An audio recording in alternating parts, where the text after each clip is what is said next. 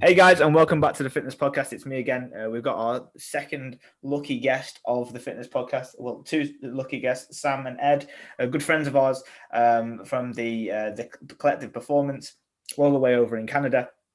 How you doing, guys? Good, thanks, mate. Yourself? Yeah, it's been a while, hasn't it? So we know each other for over a couple, I think a year and a bit now. It's like you guys have really kicked it off in the online world over where you are. How's business? How's things going? It's pretty good. We've only been in business now for 5 months. Yep. We started November? Mm-hmm. Yeah. Things kicked off really well. We got slammed, I'll be honest, but in a really good way. It definitely puts our butt into gear. Mm-hmm. And now we're trucking along, doing what we can to try and fix that back end and get everything in order now. Yeah, it's one of those, isn't it? You have to like supply and demand, and the demand was high. You know. Oh yeah. At the start for sure. Yeah. So. Yeah. Well, so before Collective Performance, what were you guys doing? I know what Ed was doing, but let's go with what you were doing, Sam. What were you doing? So I actually I'm a nutrition specialist by trade. So I was kind of running my own little side business, but I was also, we had just had a son, Monty, so I was on maternity leave. But I also work for the healthcare system in BC, so in British Columbia. So I'm working in and out of the hospitals with physicians. So I've been in healthcare for about 15 plus years now. So I know the in and outs of pretty much everything, but nutrition was always my bread and butter. Love it. Loved working with clients. I worked with a lot of women who had like endometriosis or PCOS, but had never really dabbled into weight loss until November, basically with you. Yep. Yeah. And Ed, what were you specializing in? At the start, just literally training Gen Pop with transformation. So adjusting body compositions, training them, dealing with their nutrition and their training programs, ideally face-to-face, but then moved into the online world with yourself. And from there, literally just been running that ship the whole time since November with Sam. Yeah. And yeah, we've been doing pretty well, actually. Yeah, it looks really good. So my first question is to both of you is that we are the Fitness Podcast. So what does fitness mean to you guys, either collectively but also singly as well? For me personally, it's the challenge. So it's a way of challenge myself physically and mentally with different modalities of training and finding new things that I enjoy in that regards. Yourself? It's a mental release for me. Maybe back in the day, I would have said it's aesthetic goals. But now being a mom and being in my mid-30s, I'm officially there now. It's just about the mental release. It makes me mentally feel better every single day. And it's about creating a balance that works for me. Yeah. And then for us collectively as a company, it's about changing people's lives, like using fitness as a tool to take them to the next level, finding passion in their physical and their mental well-being, and educating them behind their nutrition and different tools that they need to be able to succeed. Yeah. Mm-hmm. Yeah. How did you, it's a very interesting question, but how did you cultivate that yourself? So how did you come up with that like kind of purpose? Or did it just happen naturally? For me, it was a natural sort of progression because I've always had an interest and enjoyed the training aspect of it. And as I've gotten older and learned more about it, nutrition's become a much more of a necessity for me to learn more about and get educated behind, obviously. And then having Monty was a big leap forward because we wanted to be able to provide this healthy lifestyle for him, educate him behind food because of like the obesity issues with children and all those sort of things. We wanted him to be happy, healthy, and know what foods make him feel best and fuel him best. So it was like this sort of progression to there. Mine came from my own personal experience. So I had really bad IBS. Well, I have really bad IBS, and it started when I was 18. And I saw every specialist under the sun. I spent thousands of dollars working with naturopaths, physicians, specialists. Nothing was helping. Nobody was listening. And that's when I went to school because I wasn't getting anywhere. And I was tired of seeing people tell me what to do instead of actually listening to what I needed. And so I specialized also in IBS and in gut health. And that's kind of where my passion started from and why I wanted to help other people, because I find that people don't listen enough.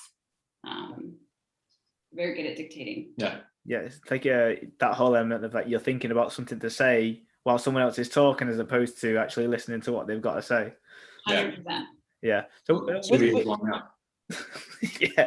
with IBS, yeah. What do you think is the what's your general recommendations? I know it's blanket and we're on a podcast, but like if you're saying to someone like, oh yeah, they generally have IBS, not just like think that they've got some, gas, but like if they've got some proper IBS, what are they needing to look at?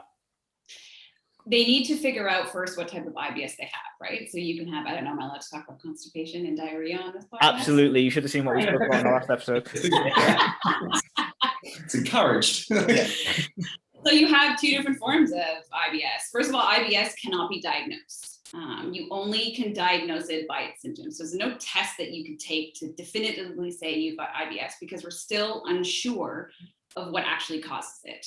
It could be hormonal, it could be stress, it could be genetics, it could be food intolerances. Like there's a really big umbrella of what can cause IBS, and there is no cure. The only cure is managing its symptoms. That's the best way to go about it. If you do have really severe IBS, whether you have chronic diarrhea or you have really bad constipation and bloating and gas, the best thing to do would be actually to work with somebody who specializes in it. And I don't just say that as a specialist, because it's very difficult to pinpoint what it is unless you do a comprehensive health history, you look at what they're eating, because there's, the method that I use is FODMAP. We've all heard of FODMAP, but it's a very complex theory. And so you can't just say, okay, I'm going to go on FODMAP for 8 weeks and I'll be fine. No, you have to do it very methodically. You have to be strategic about it and then figure it out from there. So work with someone. There are specialists out there. You can ask your physician to help you with it. You can see a dietitian, a nutrition specialist, anyone, but I wouldn't go about it alone because it's too complex. It's not cut and dry like somebody who has Crohn's disease or celiac disease, where it's you can have this and you can't have that. Yeah, no, I totally understand. I went through a period of needing to do, I did a stool test after like one of my diets and realized I had some, I forgot what it was called now. Anyway, it wasn't that serious because I don't remember what it was called. But I had to do the diet where you just take everything out and completely just go back to stripping the basics out and then basically layering foods week on week. That was very, very difficult. I got super, super lean by doing it, but it was very difficult because you go from like eating, well, everything that you wanted to like basically the most blandest food that the body can metabolize and take and digest. And then 1 week you add potato and see how potato goes.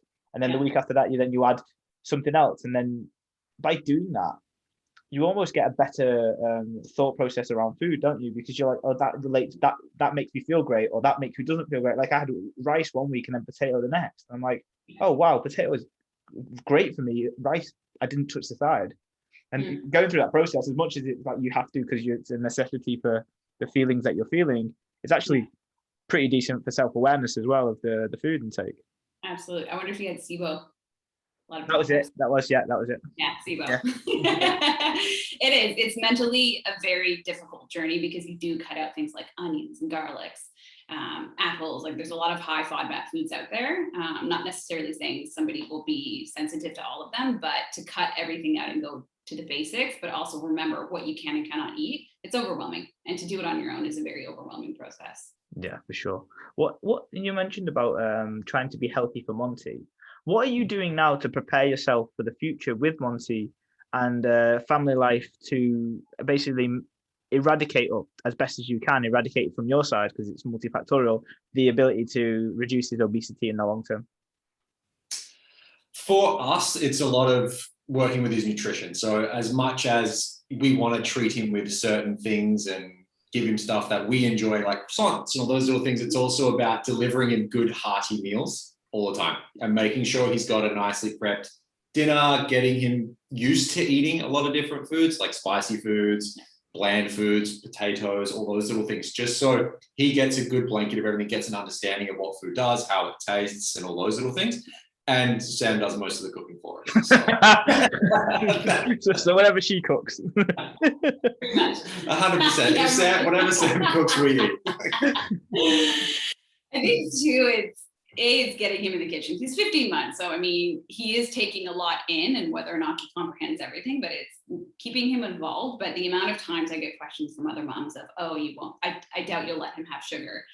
Of course I will, but I'll also teach him about the importance of nutrients as he gets older and teach him that there's a time and a place for certain things. I think if we begin to restrict too quickly and too soon, and I also watch the language, and I want to watch the language that we use around him, because that's where a lot of those issues can come from, right? You can't have this because they don't make you like that. That's where a lot of these emotional challenges and journeys come from with obesity. So it's being very mindful about how we talk about food, how we talk about ourselves. Like Ed and I will make jokes being like, oh, Jesus, I'm fat today. But we got to be careful because he's going to take that in. Yeah. So just watching what we do. Hopefully we don't fuck him up. Fingers crossed. Yeah, fingers crossed. I think the terminology is often what's missed around many families. Like they think that they know what is right and wrong, but even in like the physiotherapy world, the research is really clear that the words that you use around people with like lower back pain is like it's more harmful than maybe the exercises that you give them or the way that the therapy that you give them. Because if you make them fearful, then they almost certainly will have some type of issue because they're fearful. They will move in a different way because they're fearful, or they'll never bend over because they're fearful. And it's like the kids, like if you say you can't have that because you'll get fat, or you will have this, or yeah, we don't care.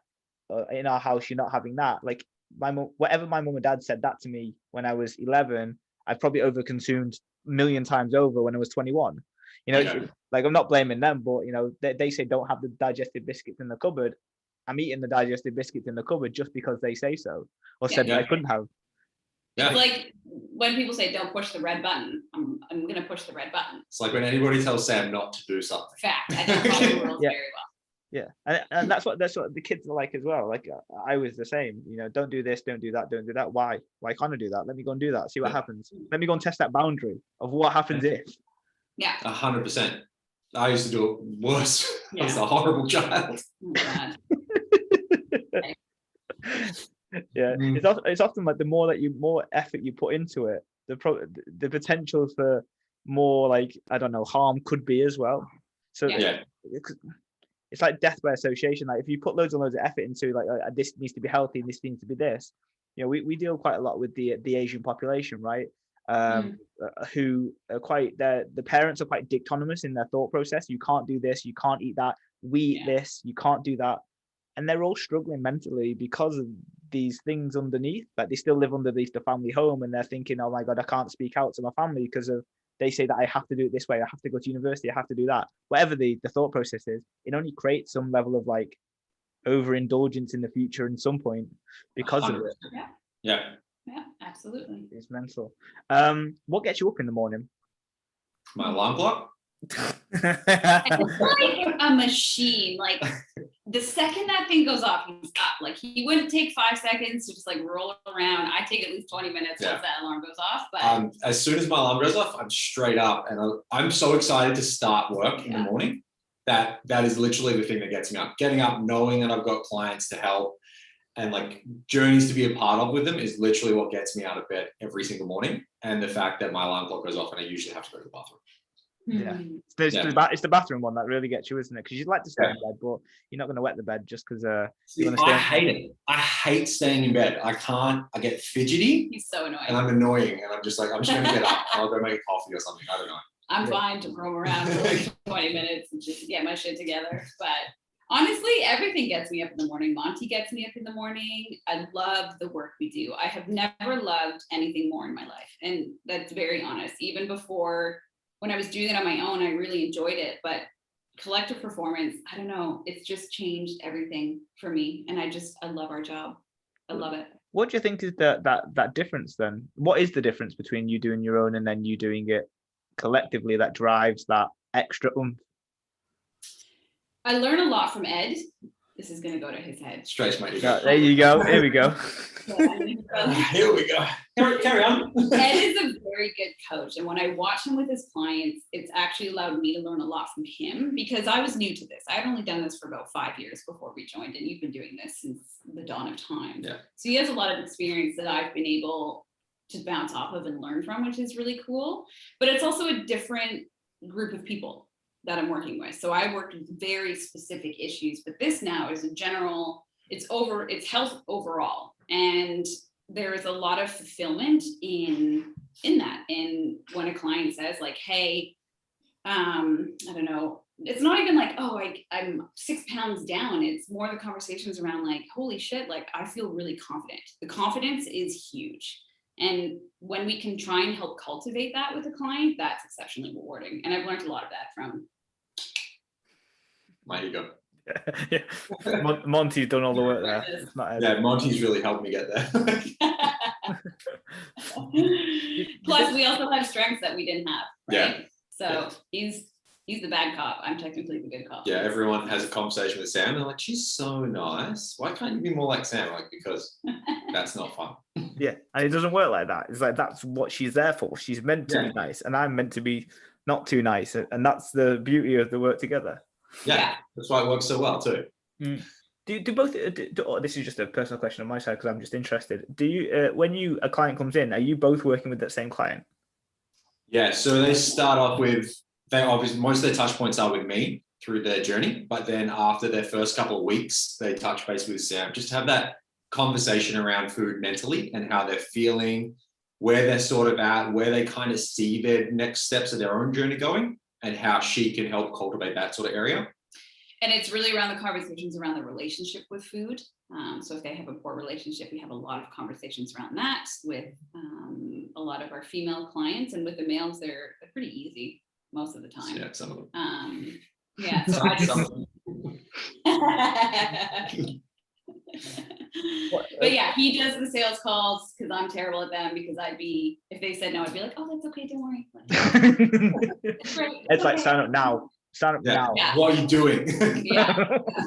It's a nice balance. Like, it's a really nice balance. I do a lot of the marketing on the back end, all of the business aspects of it, and then I just sit in front of the computer and send emails. Yeah, so you're just like the shop front assistant, then you're just like the guy that's there paid to be pretty, and she's doing all the back end stuff.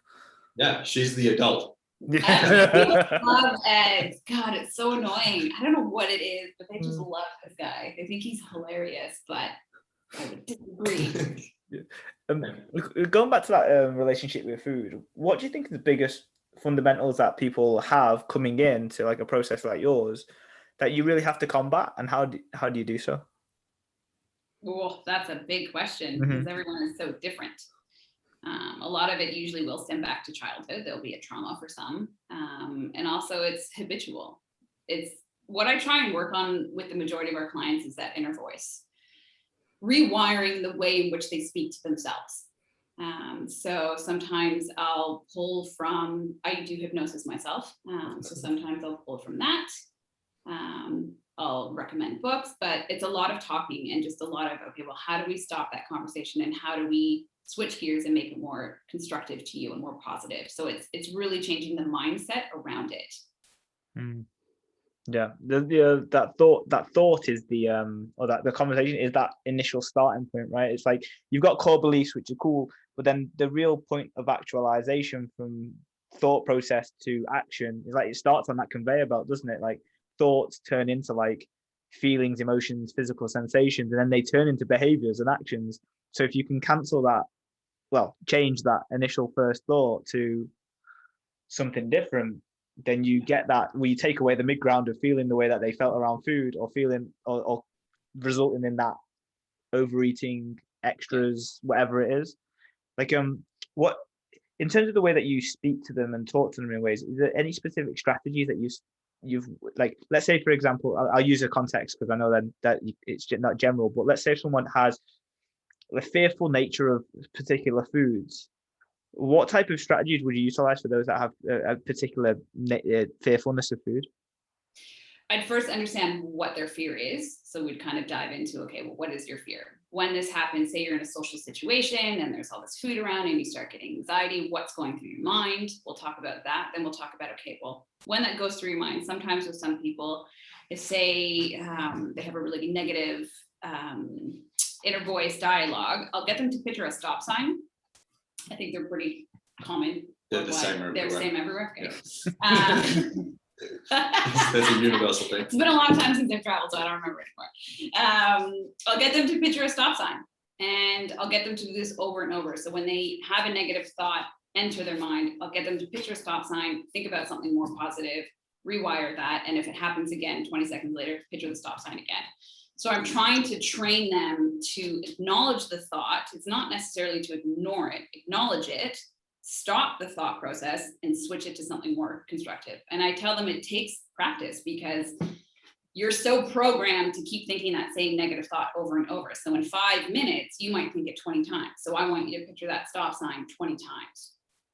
And the more and more that they can work on it, the more and more that they can change their language into something more positive. And so it's really just about, they have to put the work in. It's not just about having a conversation, and you have to make that quite clear, is that I can give you all of the tools, but you have to put the work in. You have to picture that stop sign. You have to be aware that every time you think this, you need to acknowledge it, but then you need to shift it. Yeah. So you need to put the effort in. Yeah, there's I was speaking to someone the other day about this as well. It's like you've got the awareness side of things, right? Which is your vision of the stop sign. You've got that, but then you've got the option of what happens after that stop sign. You've got the option whether you see the stop sign and then you continue to stop, and then that then may change the direction of where you're going, or you've got the ability to run the stop sign and you just see the stop sign, but you're like, nah, it's okay, I'm good, I'll just go through it. Yeah. And that's when I guess a lot of people, it's more about value of whether they want to change that, and it's hard to change, right? It's probably the hardest thing of our job out of all of it is the mental change. 100%. And I'll always tell them our thoughts create our reality. They don't necessarily control us, but they create our reality. So what reality do you want? Yeah. And it's just a constant reminder. A lot. But I enjoy those conversations because while I would love to say it's worked for everybody, if you don't put the work in, it's not going to, but for a lot of them it has. And it's very rewarding to see somebody say, like, I don't have anxiety when I go with my friends anymore. So that to me is the coolest part about what we do. Yeah, no, 100%. How big do you think environment is to those type of endeavors? I'd say huge. What they're putting themselves, like the situations and what they're putting themselves into, really creates their thought processes and what they believe to come true. If you're sitting in a room of people who are fearful of carbs, chances are you're going to get a fear of carbohydrates at the same time, right? So it's like those situations are what's kind of guiding them at the start of their journey, and we're hopefully there to support them in different thought processes and different ideologies and things like that too, right? So I think I also enjoy getting them to challenge those environments as well, though. Be put into that situation and come out successful is where the real challenge kind of starts, I believe, for us. I agree. Yeah, it's the ability to go into those alternative scenarios of where previously X is equaled Y 20 million times before, and make sure that when this time you go into this new scenario, X doesn't equal Y, is so difficult. But I think once you break that power at least once, you break that, or you build that momentum to practice and the momentum of the skill going in an opposite direction. So you just basically cut the ties and you're like, oh wow, I've changed what I've done. So therefore it becomes possible in other scenarios, in other natures, and next time you go to that other event. But it's that start of you see the stop sign, but you choose to do something about it, and then it cascades from there. Because once clients see it once and they see that it has a positive impact, then they can just go and go and go until they may have to try next 200 times before they get it 100% perfect. But it started at that moment and it finishes whenever. It doesn't matter when it finishes, as long as they're making progress as long their journey. Yeah. Absolutely.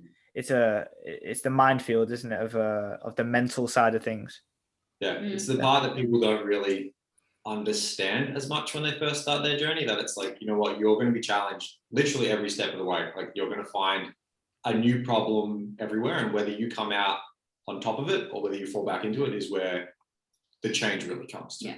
We also provide them a lot of the support. So I'll always say to them, like, look, you have my phone number. I know we do check-ins. Mine's every 2 weeks or just every week, but you have our numbers. So when you are in this situation, call us, text us.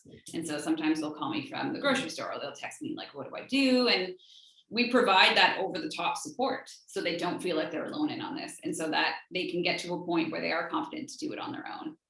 And then they will no longer need us. Yeah. And our job is done. Yeah, literally. And then you've got what you paid for. Yeah. No more coaching, or if you need coaching, it's for a positive as opposed to a negative of like, I don't know how to manage this. Yeah. It's this new train of thought of like progression with training, and we get to play in these sort of different pools, and it's exciting. Yeah. Absolutely. And how's COVID been for you guys over in Toronto? Personally or professionally? I think it's been both good for us as a company for sure, because people have been more open to getting an online coach to help them through this with Frozen. Yeah, I know. Do you know how funny that Frozen picture is? I'm going to take a picture of that. I can hear you guys though. Let's continue.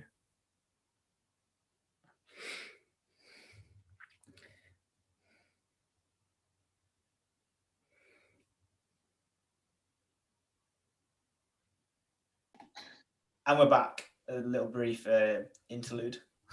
So you're talking about COVID. Yeah, it was a trip when it first started. It definitely helped us professionally, I believe, take the plunge into doing our own thing together and taking that step forward, because a lot more people were open to getting an online coach to support them through this, with gyms closing down.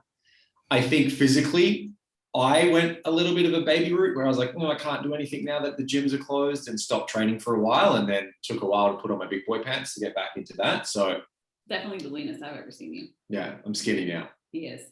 I can see it in your face. Apparently not allowed to say to men. Can't call me skinny, it's lean. Yeah. Lean beef, please. Yeah. Personally, it was like I was in the world's greatest love bubble. I was a new mom. It happened right when Monty was born. He was 3 months old when everything hit the fan, and I was in a really great world. There was a lot of anxiety, but it also forced us to do something that we were thinking about for a long time. So it was kind of the push we needed to start this business together. Yeah. So it was a blessing, as horrible as it was. Yeah. Actually, I've got a question based on that about the love, technically the love bubble, but also being a new mum, if you don't mind me asking. It's like you mentioned before about how it used to be aesthetics that you used to train for, and the reason why you used to train, but then now you've changed that drastically. How did you, and a lot of females struggle with this, so how did you find the transition? How did you struggle with it if you did? And how did you change? You know how you hear pregnant women talk about, I loved pregnancy, first of all. I had a great pregnancy. I was working out every day. I was super active. I was spinning up until 2 days before labor.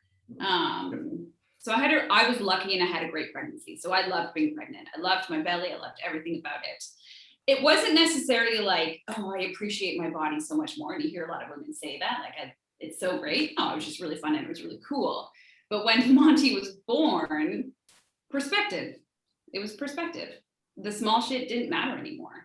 What mattered was raising this human being to be a good person and to hopefully save this planet. That was the shift, and not everyone who's going to have a baby is going to think that. But for a lot of the moms that I've spoken to, perspective is huge when you have a baby, and so that made it easy. It was a complete switch. So I had that luxury to have that perspective be put into place for me. And I know that's not the same case for a lot of other people, but I stopped caring so much. I also was too busy to care, to be quite honest. I was exhausted, but I was also having the time of my life, and it just, I don't know. And it still stuck with me. I mean, sure, I felt a little soft in the last 4 months, but I did not beat myself up as I normally would have. It's very interesting, isn't it? And I think from what my recollection of a lot of the clients that I'm working with at the moment who are going through that process, there is a time where maybe, I don't know why, but maybe they never got to that goal that they wanted before pregnancy. So they always think about like, what if the pregnancy hadn't happened, or what if I didn't look a different way now? Because from what I'm aware of is that for some people, their body just changes completely in terms of shape, size, distribution, stretch marks, all of the things that people are told, like you mentioned, are told to love because of the creation that they make out of it, which is perspective. But at the same time, some people can't help but feel a way about the fact that they changed the way that they look and that was important to them. So I don't know whether there is a piece of advice apart from like the perspective side of things to appreciate that creative ability, but at the same time people feel a certain way about the way that they look, and they'll never, because they feel it's true, right? But I don't know, obviously you said you had a positive one and a positive pregnancy, whereas a lot of people don't have that. I don't think they have that luxury, do they? No, well, I mean, no, maybe not. I mean, I feel like most people need their own aha moment, and whatever that may be, that's usually when that switch happens. And sometimes I don't know if we can always take credit for that, because we all have our own aha moment. And then that's something happens, and then you're like, okay. Yeah. Can't take credit for it. I'd like to think I could, but everyone's very different. Something, unfortunately, sometimes it has to be traumatic, or it could be a very positive experience. Yeah, absolutely. No, it makes sense. I would never have known. No, I mean, I'd never been through that. So one of those very rare subjects that we know nothing about, because we can't go in that, that and the menstrual cycle is nothing that we can talk about on. I also think it comes with experience, lessons learned, and maturity. I'm 35. I don't know. I guess there's bigger fish to fry. Yeah. We're trying to grow a business now. I don't know. Yeah. And you, I've seen on your Instagram the other day, you guys are starting your diet. Is that true? We are. Yeah, it's all off and racing now. So it's getting serious. What are you guys doing? Are you doing a photo shoot, or are you doing? Yeah, we just booked a shoot for June or July. June 17th. Yeah. My first photo shoot. So normally I would have probably been panicking, but I don't know, whatever happens in 2 months. Happens. Hopefully I'll be fine with it. Yeah. I just get more nervous in front of the camera, and it's not because of my body, it's because I'm genuinely uncomfortable, and my body sees this. It's shocking. It's pretty funny. It's ridiculous. And fine with the natural, but I don't do so well. Watching Sam's hands like just claw up, and just like, I can't. This is a good. Do I look good now? It's like the best. So it's just curl into a ball. Yeah. Fetal position on the ground. The photographer's like, you good, mate? Like, not much change though with our diet, because we're conscious eaters to begin with. We love eating healthy. Yeah. It's just more like, I can't have peanut butter by the spoonful. Yeah. It's more now just tracking again, getting that idea of what a portion should actually look like for us. Yeah. Taking that on board, and then obviously putting our training back into place as to less about, all right, let's just have a bit of movement to like, all right, now we're training for progression. Let's look at what we need to push forward, what areas need to adjust, and all those little things. Yeah. It's like you just, instead of being just a generalist of acting healthy, you're now just being quite specific to the goal, which is, I think that's the real way to live a lifestyle as well. Like if you guys are happy not tracking and happy to like live just like adopting those principles of probably Sam doing all the cooking and Ed just eating, helps massively. Then you can just do that most of the time, right? And then the rest of the time you can, when you are ready to kind of tighten the belt per se, you can just start being a little bit more measured. I think that's a perfect approach. A lot of people, well, I mean, I can't say I've been in that zone. I re-measured one time my my crunchy nut clusters cereal before I started the diet, and realized I was eating 1,300 calories for breakfast, and I thought it was just yeah, that was a moment where I was like, the body weight isn't coming up, so I've just got to eat more. So then but then you tap out of your meals, so like you just like make lunch and dinner. You're like, I can't eat anymore at those times. I can't eat anymore before bed. So what I just do is I'm hungry in the morning, so I just keep adding to my cereal. It's fantastic. And then it just got to a point where that bowl just got bigger and bigger, and then I started adding more spoonfuls of like the spreads and the nut butters, and I basically ended up just pouring this bowl of like clusters with like, and then spooning like a spoon of spread, and then just chucking it in there and putting some milk over the top. And that was breakfast every single day. It was amazing. So good. But like the thing is that when you do that and then you tighten the belt, you realize you can have 1/10 of that portion for your calories in the deficit. And I was like, for sure. Oh, this is definitely. How sad were you when you figured that out? I didn't actually have them. I swapped them out straight away and was like, this is a surplus food, not a dieting food. I would have been like, see, I'm not even going to try. I don't even care that I get like one tiny cupful. I don't want it. Yeah, literally, I want more than 5 spoonfuls, please. There's no. Yeah, for sure.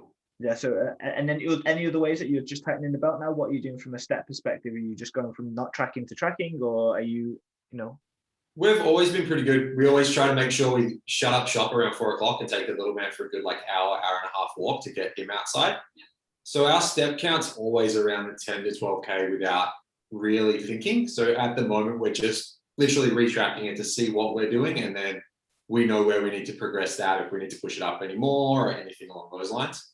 I think the hardest part for me is getting my cardio in because it's boring and I hate it. So it's more about, that's my area where I really need to start pushing myself a little bit more. So I make us go on hikes and him carry Monty. Yeah, weighted Ways to tie. And she walks, oh, my back's a bit sore. Can you take him today? Every time. Yes, I'm going to physio because he's broken me. One thing I said to Ed though, going into it, was I don't do well under pressure. I also don't like rules. It's terrible. Like, I'm a very structured person by heart, but the second you give me a rule, I'll just do the complete opposite. So I told him, like, I cannot put the pressure on myself to do this because that's when I'll screw up. So I'm going into it with a goal, but not an unrealistic goal. Normally I would go into it with an aesthetics in mind, but now it's just, let's just see what happens without the pressure. I'll be structured to a point, but then, man, I don't know, you can always just take all the photos if there should be pictures of me. Yeah. I think that's a large degree of knowing thyself, and that's a really important factor. Like, no two people can diet the same way. Like, even in a relationship, like, just because you're in a relationship and you live together a long period of time and you've now got Monty, it doesn't mean that you both diet the same way or respond the best way to targets or even the same structures, right? So you got to know through that trial and error. How did you find out that you were not a expectations type of person? Trial and error. Yeah. It takes time. Like, it probably took me 5 years to figure out what actually works for me. I tried everything under the sun. And the cool thing though is tracking my food was okay. I didn't have any long-term effects mentally on it. It just was more of an education for me. So having a couple of years of that under my belt on and off long-term helped me realize and figure out what a good balance was. And so I've never struggled with that, but it's trial and error. It's the only way, at least for me, it was. Yeah. I don't think you can physically do it once and then be like, yeah, that's my way of doing it or not way, because all you know is either yes or no. And I don't think it's as clear cut as that. Like, if you don't like targets, it doesn't mean that you shouldn't like expectations or have like, yes or no's. There's so many little fine-tuned ways of like, I like targets, but I don't like people putting the pressure on me, or like I don't like targets, but I also like knowing where I'm going. So there's like, as you go through life, I assume, and try and go through the whole dieting or just different ways, and maybe you respond better the way that you get told in work. If you like a deadline in a work scenario, then you might do well with a dieting deadline. If you don't like deadlines in work and you completely shell out on them and you're good when you're just like left to your own devices, then that's the way you should probably diet too. Yeah, 100%. Yeah. And I mean that's really it on terms of my questions. Where can these guys on the podcast listening? Where can they find you?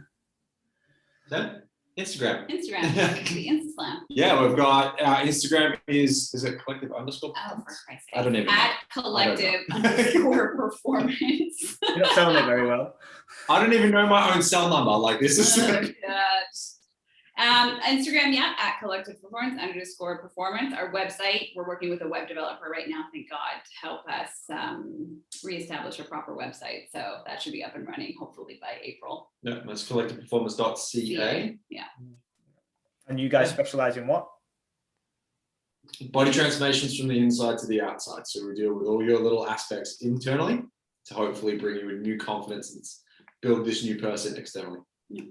Nice, that's brilliant. It's been working on your tagline. Oh, you've done really well. Yeah, that was good. I like that one. We'll take that one. There